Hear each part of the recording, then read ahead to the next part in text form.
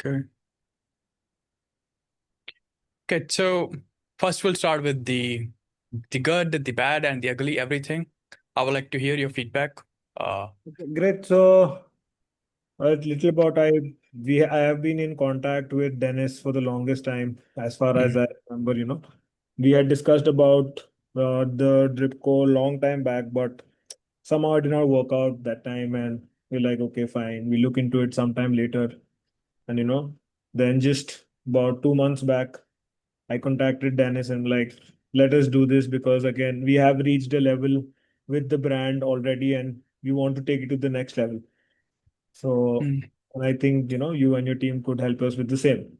So yes, that is how we got onboarded.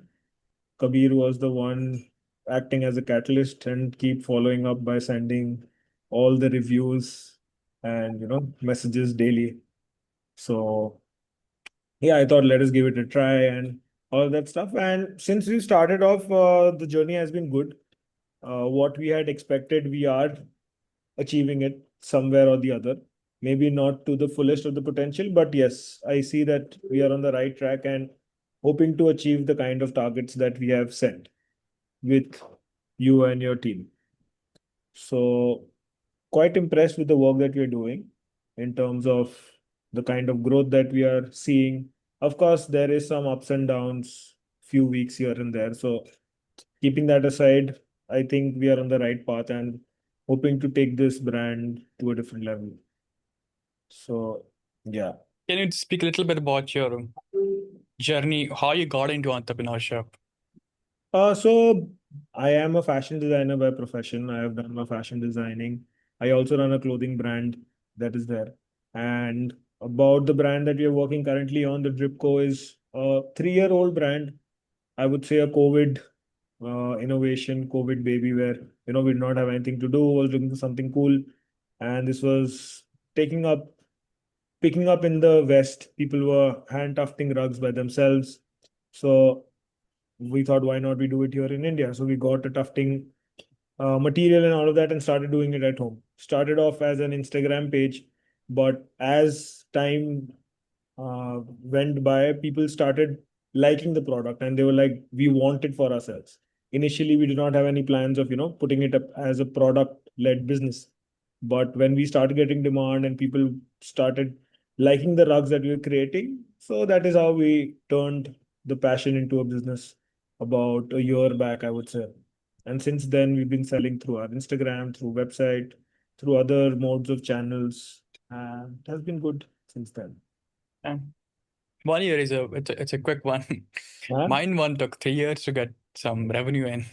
Yeah, so 1 year in proper revenue, I would say. 2 years was just an fan Instagram page. But just last year, March, is when, we build a website because to be very honest, we were very skeptical about the whole thing on who's going to buy rugs through a website. It's more of a personal thing. And again, the order value is on the higher side, but we took the leap and we're on the right path, I guess. Yeah, that's powerful. Yeah. What were the initial setbacks that you faced and how you overcome them? So initially, see, I would say that what we faced initially was definitely one was, maintaining the quality. And again, because we are doing customization for all of these rugs, there is a lot of time that goes around in making these rugs. And living in India, once a customer makes a payment, he wants the product in like 1 hour, 2 hour, 3 days. Yeah? And on the contrary, our products take about 3 to 4 weeks to get it ready and then ship it out to the customer. So initially, that was one thing which we had to tell the customer and be like, no, you will get the product. And we also were offering COD initially, which was a very big challenge for us because placing a COD order is very fast. You thought of a product, you place COD, and your order is placed. But what happened initially was when we were calling up the customer after 3 weeks and telling them, hey, your product is ready, they're like, what product? We don't need any product anymore. You know? And at that moment, you're like, oh no. We put in so much effort, we've got the product ready for you, and now you don't want it, which is, I don't complain because again, once you've not made a payment, you don't have any commitment towards the product, you can say no to it. So that was one of the initial challenges that we faced. But yes, with time, people started having trust on us, because again, we were building a brand. We were not just selling the product with the after sale services, with the kind of quality that we were providing. So yeah, that has helped us get at the level that we are currently. Yeah, that's I think it's a bit tricky. 2, 3 weeks. Some of them might be still be panicking. Still, yeah, we get people. The other funny story, the other day, a customer told me, please send me a Aadhaar card. Make the payment, you might run away. And I'm like, "Sir, do you really think I'm going to run away with 2,400 rupees of yours?"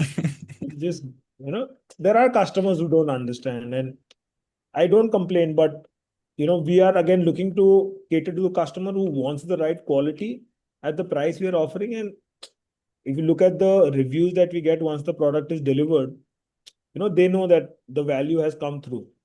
And the best part that we've done for that is, there is a 24-hour WhatsApp service that is available that you can message anytime, and within 7 to 8 hours, there is a reply that you get on where your order is, how can you track it, and all of that stuff.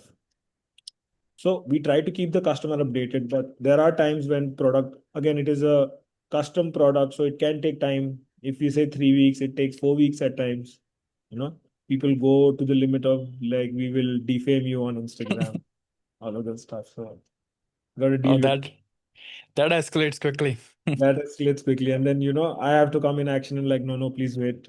We'll get something done for you. Don't worry. So yeah, that Yeah. is part of it. But yeah, other than that, I would say 90-95% of the customers are very understanding. They value the product, that, it is a handmade product. It can take time, and they wait for it. So yeah. Um, so let's talk a little bit about Arlox, shall we? Yeah, please. So how Arlox had served your brand?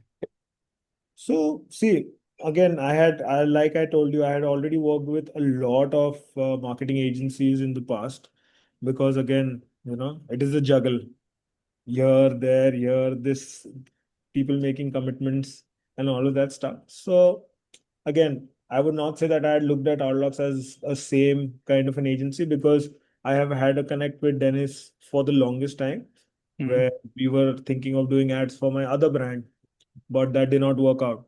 So this time around, when I connected again with Kabir, and he's like, "Are you at the same level that we talked 4 months back?" And I'm like, "Yeah, Kabir, it's kind of, we are at the same level that we were initially." He's like, "Let us give this a try, and probably we would see better results if you are onboarded with us." So I came down, I met Kabir, and then I thought, okay, so the processes that you guys are using, or I do not know much about how the thing works. All I see is that, okay, I've spent this much money from my wallet, and this is what we are getting. That is my way of whatever techniques. There were a lot of techniques that Kabir was telling me about, that, okay, this is what is like, okay, Kabir, that is fine. But end mm. of the day, when